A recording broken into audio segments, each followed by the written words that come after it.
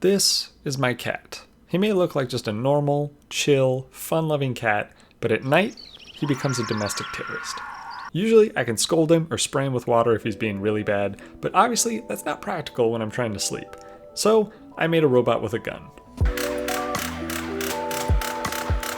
The first problem I need to solve is how to detect the cat when he's being a menace. Since he's only an issue at nighttime, I can just use a microphone to detect when loud noise happens, and assume it's the cat and start blasting. The next problem is actually locating the cat.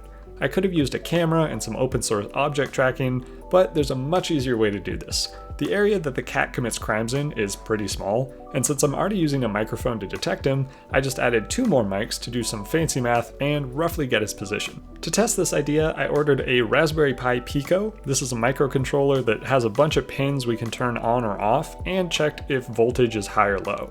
But to use a microphone, we need to use special pins that support ADC so we can read tiny variations in voltage and interpret that as volume. Conveniently for us, this board has 3 analog pins and we have 3 microphones. After wasting about a month with my lovely soldering skills and inability to read, we have a simple setup with 3 microphones all importing to our Pico board. What's really cool is we can write the code for this project in MicroPython, which is essentially Python with some limited functionality. Here's a simple example. We initialize a pin object using the pin number we want and whether it's an input or an output. In this case, pin 25 is the onboard LED. Now, we can turn this LED on or off by calling high or low. For microphones, it's pretty similar, but instead of the pin class, we use the ADC class, and then we can read its volume level. So, here's a fun question. How can we get the cat's approximate position based purely on the timing of each microphone? Now, I know for a fact there's already a smart person who solved this and made a cool formula for it, but because I don't want to do all that, we're going to see how close we can get just using bastard math. So, I'll show you what I mean by spending way too long making a simulation in Unity. Each microphone is evenly spaced with the center being at the origin. If a sound is created, it'll trigger each mic in a specific order with a specific timing difference between microphones based on where it occurs. We need to use these timings to find the angle from the origin so we can aim. Without thinking about math, the simplest cases are if one mic triggers and later 2 of the other mics trigger at the exact same time. Intuitively, we know that the sound came from the direction of the first microphone. Similarly, if the sound is first detected by 2 mics at the same time, and then later by the 3rd mic, we know the sound came from the angle between the first 2 mics that triggered. Using this, we can break up the angles into 6 sections and roughly guess between our known cases. This gets us pretty close, but it can be off by up to 10 degrees. For us, that's close enough. To actually build the turret, I started by designing the mic arms. I got some sticks from Home Depot and some straight brackets that I tediously bent to 120 degrees with a vise and a hammer.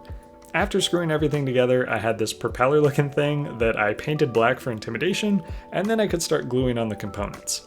Now, the spacing between each microphone is super important here. So naturally, I eyeballed it with a piece of string. From here, I bought a 360-degree continuous servo and anchored it with hot glue. To move the servo to a specific angle, I was hoping that I could just send a specific input and that would match up to a certain angle, but I'm dumb and didn't read anything before buying it. Since this is a continuous servo, it works by giving it a direction to move, like clockwise or counterclockwise, and a time that it will spend moving. There's no built-in way to know what angle it's currently at, so instead I calibrated the servo by basically guess and checking how long it takes to do a full 360, and use that along with the approximate current angle to move to whatever the target angle is. At this point, I translated my code from the Unity simulation over to MicroPython and modified the program to start with a 2-second calibration time. During this, each microphone records the ambient noise level and sets a sound threshold slightly higher than ambient, so any louder noise will trigger the turret. Now, here's where I ran into the first of many annoying hardware problems. Whenever the servo was powered on from the Pico, the microphones, that are all connected to the same circuitry, started acting crazy. After asking people way smarter than me on Reddit, the issue turned out to be that both the servo and the mics were connected to the same ground. But since the mics are on the ADC pins, they should actually be using the special ADC ground. So once I switched that over, everything started working for now. Next, I just needed to find a way to actually spray water at the cat from the turret. There's a lot of ways to do this, like we could overcomplicate this and spend weeks researching linear actuators to attach to an existing spray bottle, or do something even dumber like create our own spray mechanism with a syringe and an electromagnet, then have none of it even work because we get the wrong size magnets and the syringe is too tight, wasting not only money but weeks of my time. I just bought an electric water gun for $20. Before we go any further with the water gun, I didn't want to ruin any of the microphones on accident, so I got these little tiny umbrellas and I put them over the top so that way they don't get wet. Now, to hook this water gun up to our turret, I started by taking it apart and replacing the trigger switch with a transistor. This is just an electrical switch that I can hook up to one of the Pico pins. Whenever I set this pin to high, it'll complete the circuit in the water gun and decimate the cat. In my testing, I did manage to burn through a few of these transistors because I'm dumb and I didn't wire it correctly. It's important to put what's called a snubbing diode over the motor. Basically, as it turns on or off, it can create a voltage spike, and that voltage spike can kill your transistor. But now it's just time to put everything together and not have any more problems. So it's nighttime now, and here's a fun little bug. So you can see the ground wire coming off this servo. I have it connected to this black jumper, and if you follow that, goes over here, goes into this black wire, and that feeds into the ground. But the fun thing is, if I solder this wire straight to the wire it's jumpered to, it doesn't work anymore. It's really fun. Okay, to fix that, I just ignored it and I left the jumpers attached because I just didn't have any idea. So now everything should work. It's all been individually tested, and we just have to solder, glue, and screw everything together. Okay, it's not shooting either. I can hear it trying. You can hear that little... Yeah, it's not shooting for some reason too, so...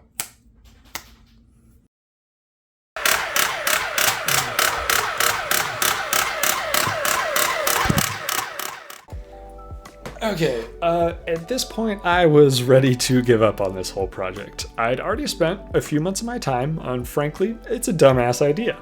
I would have to disassemble everything just for a chance to fix it, and with that, this bastard cat had won. The next morning, I went to go disassemble it, and I really couldn't separate the servo from the water gun since it was hot glued on, but I was able to snap off the servo and tilt that back enough that I could unscrew the water gun and open it up. It was pretty clear that the current from the motor was just barely too much for the transistor, so it gradually burned out after a few seconds of working, and at this point, I was pretty out of ideas.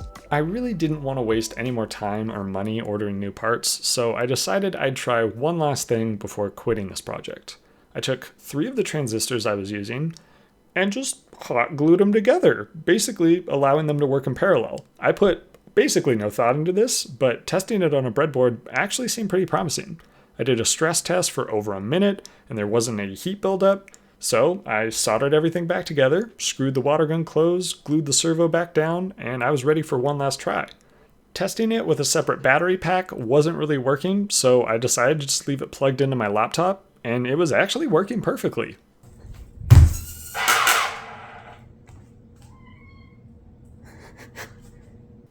Well, kinda.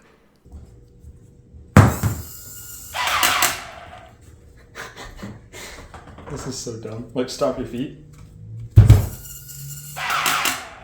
You gotta be further. Like, be over there.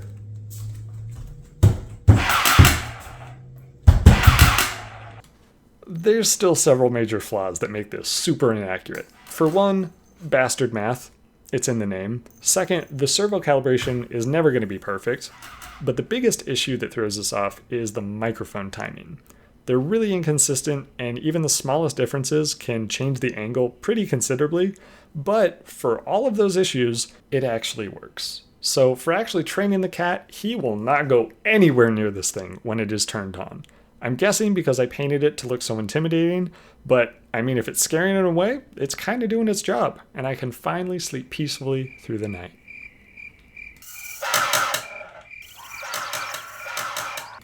If you want to help support my cat's therapy, or more of these videos, view the parts, source code, or Unity simulation, please check out my Patreon in the description. And if you manage to sit through this whole thing, I question what's wrong with you, but I deeply appreciate you.